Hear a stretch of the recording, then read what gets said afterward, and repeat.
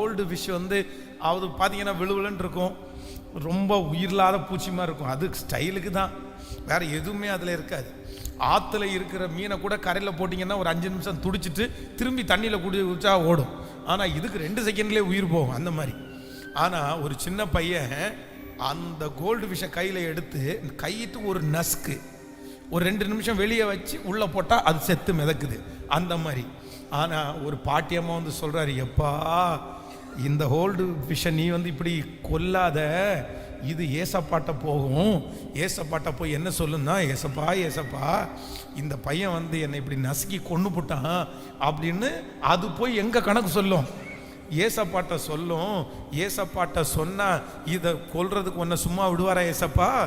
அது போய் கம்ப்ளைண்ட் பண்ணும்போது உனக்கு தண்டனை கிடைக்குதா? அப்படியா, ஐயோ நான் இனி என்ன பண்ண மாட்டேன், இனி கொல்ல மாட்டேன். எனக்கு கையில் எடுத்த அந்த ஃபிஷ்ஷை எங்கே விடுறான்? இப்போ அந்த தண்ணிக்குள்ளேயே விடுறான்.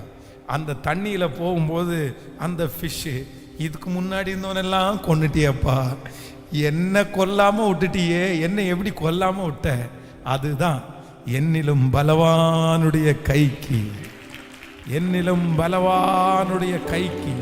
அந்த கை 1000 பேரை அழித்திருக்கலாம், 1000 பேரை கொண்டிருக்கலாம், 1000 பேருக்கு விரோதமாய் எழும்பி இருக்கலாம். ஆனால் கர்த்தர் வாக்கு கொடுக்கிறார், சிறுமையும் எளிமையுமான யாரும் இல்லாத, ஆமேன், கேட்கிறதற்கு கூட யாரும் இல்லாத உன்னை கையிலே வைத்து நசுக்குவதற்கு தீர்மானம் எடுக்கும் போது எனக்காய் பரிந்து பேசுகிற கர்த்தர், என் சார்பிலே வழக்காடுகிற கர்த்தர், எனக்காக இருக்கிற ஒரு தேவன் அங்கு வந்து அவர் அவனுடைய கைக்கு தப்புவிப்பேன் என்று வாக்கு கொடுக்கிறார். கரங்களை தட்டி முழு பலத்தோடு சிறுமையும் எளிமையும் ஆனவனை அவனுடைய பலவானுடைய கைக்கு, சிறுமையும் எளிமையும் ஆனவனை கொள்ளை இடுக